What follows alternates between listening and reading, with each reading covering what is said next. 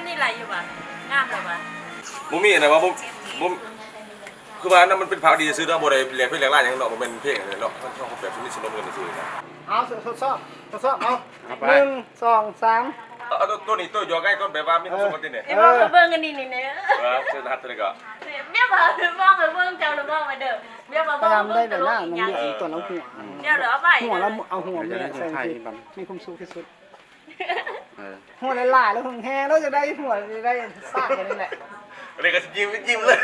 แล้วตอนนั้นต้นนี้มีความสุขที่สุดที่ดีอ่ะ1 2 3ไปจะได้ก็เอาจะกูไอ้บ้านบ้องจะได้ถามพักคล้ายแบบได้18มาได้18ใส่มืออื่นอยู่กับว่าเราไม่กินด้วยเหรอกินข้าวกับอย่างกันซีนเปรี้ยงกันป้อนกันนี่แหละบ่ให้มึงกองเด้อไว้บนกล้องแล้วครับบนกล้องเลยตัดใหม่ได้หนึ่งให้เลี้ยวไปทางอื่นโลกย่อกันปกติทุกอย่างมาให้เลี้ยวเข้ากล้องเลยจ้าการแสดงเลี้ยวเข้ากล้องพิษละกันการแสดง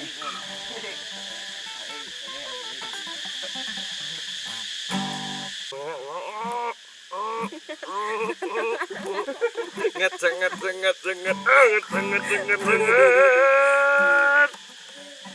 ะเป็นหนึ่งพอลูกจะเรียกนะ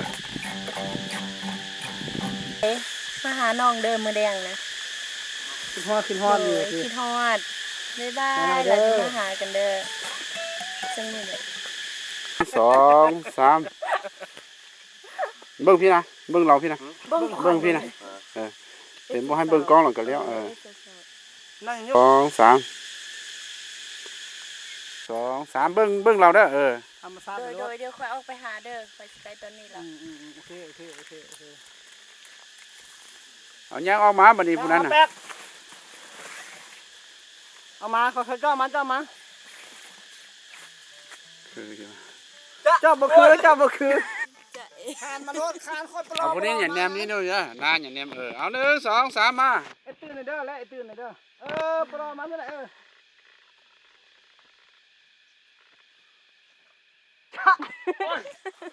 ก็ได้จุซี่ไปมาเนี่ยทำใจตัวบ่ายไหมแปกตัวบ่ายได้แปกตัวบ่ายได้ตัวบ่ายปอบใจมูได้อีกบัน1 2 3ไป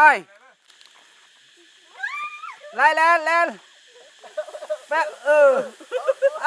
อาเสร็จแล้ว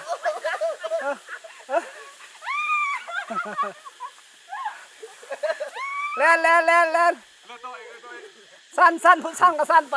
สั้นเรื่อยๆนะเอา1 2 3มาไปไปลูกไว้บนกล้องเด้อเดี๋ยวมาสิ่งกับสินี่มันบ่เห็นมันแล้วขึ้นแม่แต่ละคนน่ะแบบนึกกันมาเลยนิ่งกันคนเลย3 4ใส่มาแล้วสิเนาะ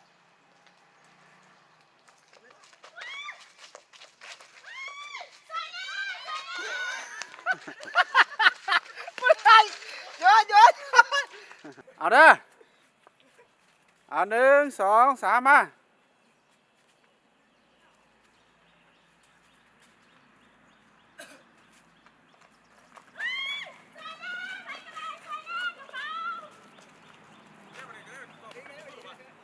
คือบ่ปล่อยไปแล้ว3มา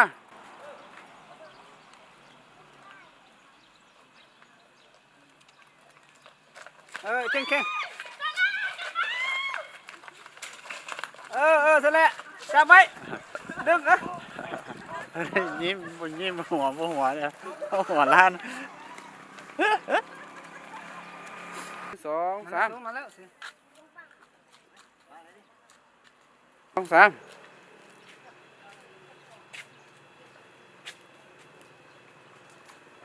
1 2 3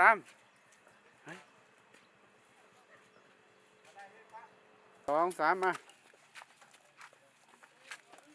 1 2 3มา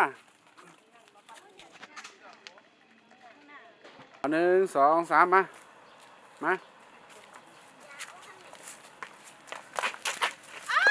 ส ว่าเว้าแต่เทื่อเดียวเอาได้แล้วบ่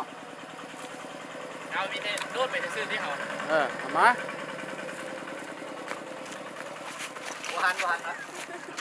ไว้เอามา1 2 32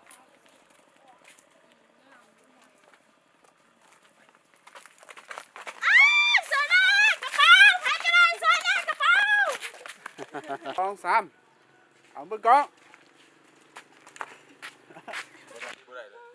เอา1 2 3มา1 2 3 จึงหน้ามาที่รถบัดเนี่ยงอกไปมาคันหัวไปเลยแล่นหัวแล่นไปช่วยได้ซะนะ 1 2 3เอาใจสิ ตึงนะ หน้าขึ้นนิดนึงเอา1 2 3เบิ่งพุ่นเอา1 2 3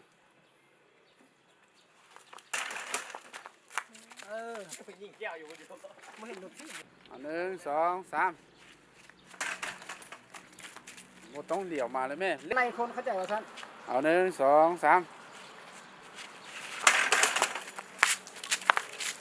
ตาม มาบ้าง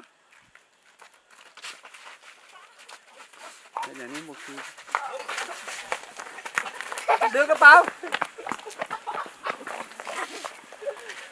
ในหัวเด้อ พวกพาเขามาไงคุณนี่พวกพาเขามาเก่าแล้วขัดอ้อนเลย เล่นมาเล่นมา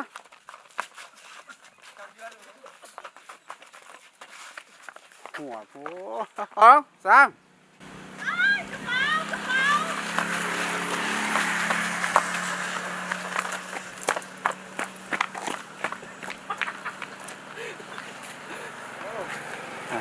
32 3มาเลย ไอเด้อเขาบอกไอเสียแล้วก็ว่าไป เจ็บร้ายบ่อ้าย เจ็บแผลเจ็บลายทุกลาย เจ็บ เจ็ ร้า บ ย จะ บ่ เจ็บเจ็บ เข้าใจเด้อเอาจับกระเป๋า 1 2 3 ขอบใจเด้อคุณบ่ได้อ้ายตายแท้ๆมื้อนี้ เสร็จเรื่องให้ไอ้แม่ เจ็บร้ายบ่ 1 2 3 ให้ประตูมาเลย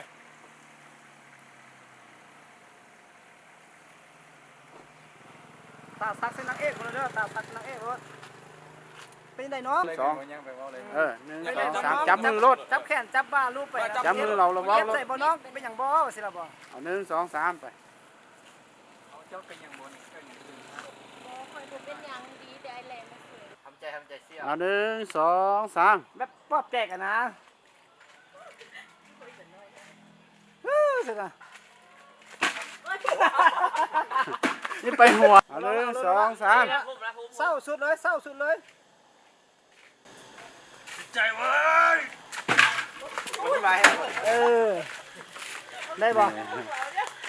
มันบ่ได้พอดี ตัดได้บ่ 1 2 3มา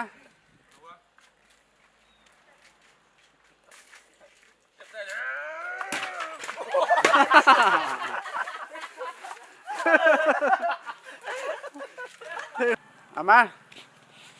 1 2 3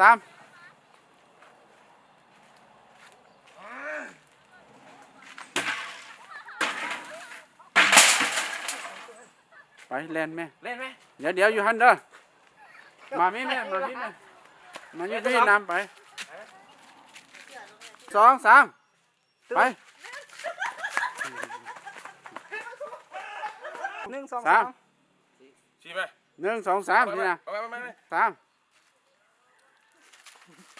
1 2 3เนี่ย 3 เอา1 2 3มาเอา1 2 3 กูไปว่ะ 2 3 โอ้ 1 2 3ไปเดี๋ยว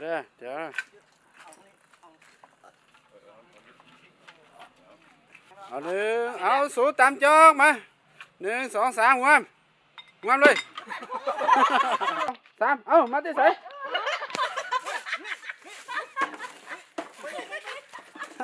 เดี๋ยวเห็นเอื้ออยู่หัน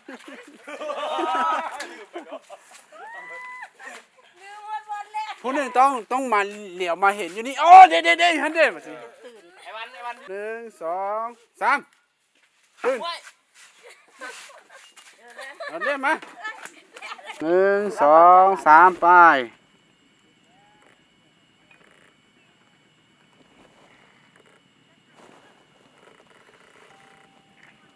อย่าเฝ้านอนตีให้มันโดนๆนิดนึงก่อน แกะแล้ว1 2 3ค่อยสิบอกเองเด้อตอนนอนเด้อ แสงตาบ่ต้องล็อกแรกเด้อแปลกเด้อแสงตาเด้อ เอาเคิร์ดก่อนเอาผมมันหย่องปานนี้เห็นบ่สิเห็นหน้าเนาะเออมันสิเห็นหน้าบ่ คิดก่อนบัดนี้คิดเงยหน้าขึ้นหน่อยนึง เศร้าสุดกุ้มใจยกแขนขึ้นค่อยบอกฮะห้องรถยังสีหน้าหัวอยู่1 2 3บ่คือเซ้ยบ่ต้องสนนะเบิ่งซื่อนะเอาเลย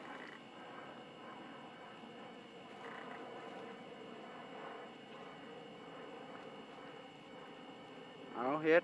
เอาเลยแหละเริ่มลง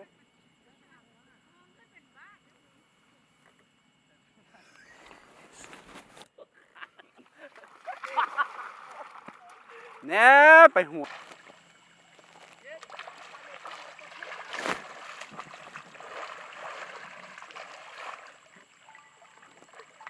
ตีน้ำไหมนั่นตีน้ำเด้ตีละลายเหือกก้ม คือ ตี บ่ ไหม ปิ้นน้ำอ่ะพี่ก็สิตีน้ำหั่นน่ะ ก้มมองหน้ามาเฮ้มองหน้ามาเฮ้มองหน้าทางนี้ เก่งอีกบาทหนึงดู 1 2ไป ปั่นควายเลยเนาะ ห้องจังบ่ฟ้าเอ้ยฟ้าห้อง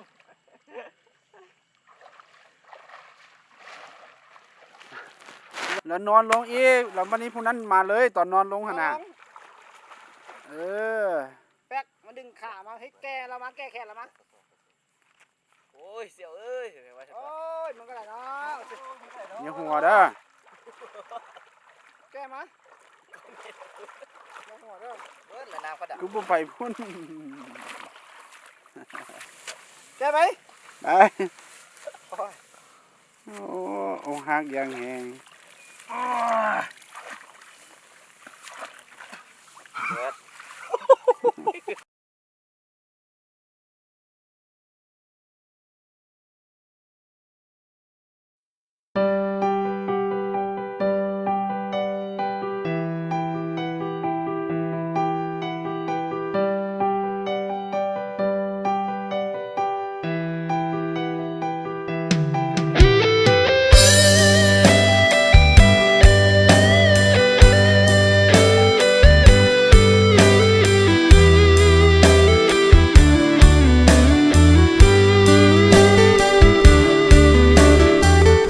น้องบอกบ่มีคนที่เอา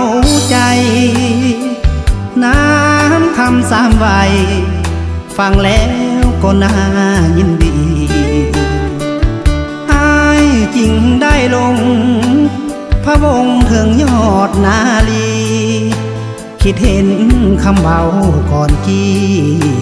น้องคนดีว่าจะจริงแต่แล้วความจริงน้องมีคนนั้น คนที่สำคัญที่น้องไม่แนบแอบอิงสร้างมาลวงหลอกนี่เนาะนำใจของหญิงบอกฮักแล้วน้องก็กิ้งฮักจริงของน้อ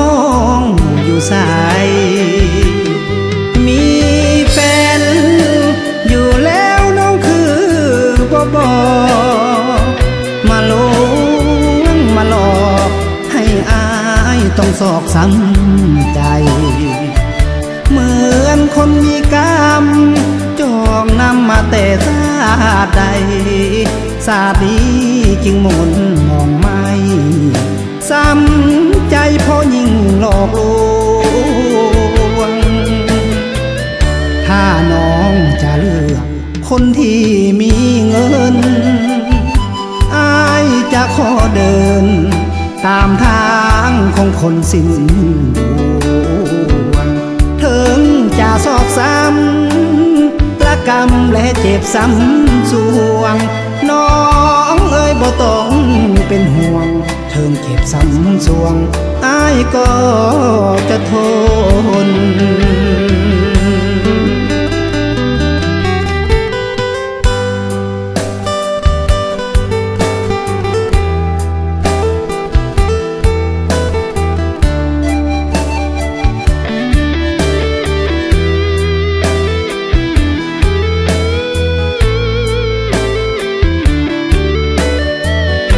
เป็นยังไงพอ คอยบ่เป็นหยังหลายดีได้แลมาสวยไว้ เอาเพชรเป็นเพื่อนเนี่ย อันนี้แฟนน้อง เอาที่ผ่านมาครั้งว่าน้องมาบ่มีแฟนซะนะ น้องขอโทษเด้อผ่านมาน้องคิดนำอายเป็นอายเท่านั้นอายบ่ต้องเสียใจเด้อ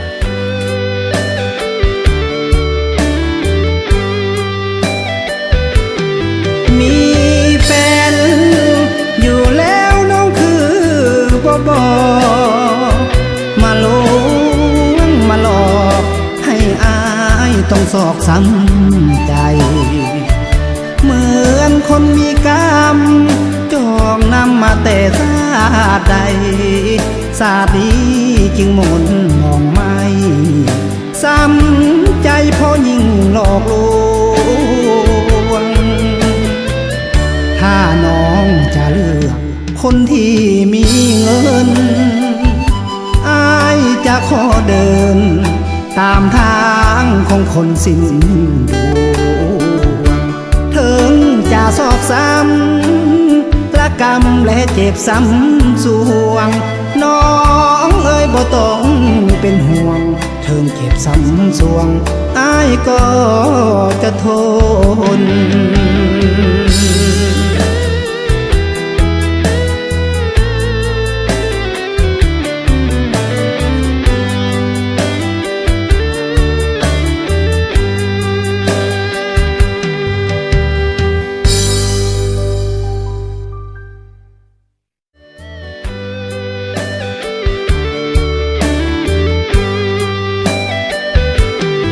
มี